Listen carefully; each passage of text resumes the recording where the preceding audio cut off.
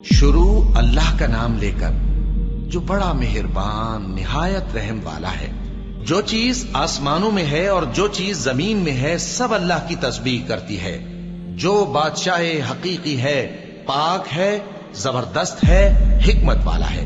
وہی تو ہے جس نے ان پڑھوں میں انہی میں سے ایک پیغمبر بھیجے جو ان کے سامنے اس کی آیتیں پڑھتے اور ان کو پاک کرتے اور انہیں کتاب و حکمت کی تعلیم دیتے ہیں۔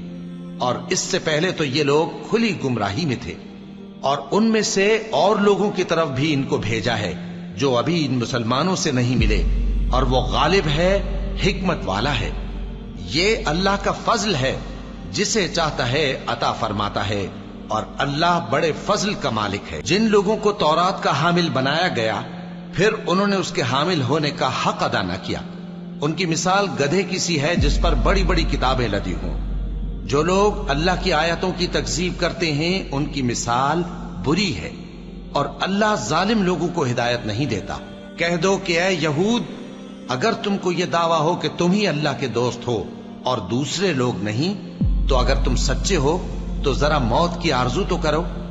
اور یہ لوگ ان اعمال کے سبب جو یہ کر چکے ہیں ہرگز اس کی آرزو نہیں کریں گے، اور اللہ ظالموں سے خوب واقف ہے۔ کہہ دو کہ موت جس سے تم بھاگتے ہو وہ تو تمہارے سامنے آ کر رہے گی، پھر تم پوشیدہ اور ظاہر کے جاننے والے مالک کی طرف لوٹائے جاؤ گے، پھر جو کچھ تم کرتے رہے ہو وہ سب تمہیں بتائے گا۔ مومنو، جب جمعے کے دن نماز کے لیے اذان دی جائے تو اللہ کے ذکر کی طرف لپکو اور خرید و فروخت ترک کر دو، اگر سمجھو تو یہ تمہارے حق میں بہتر ہے۔ پھر جب نماز ہو چکے تو زمین میں پھیل جاؤ اور اللہ کا فضل تلاش کرو، اور اللہ کو بہت بہت یاد کرتے رہو تاکہ کامیاب ہو جاؤ۔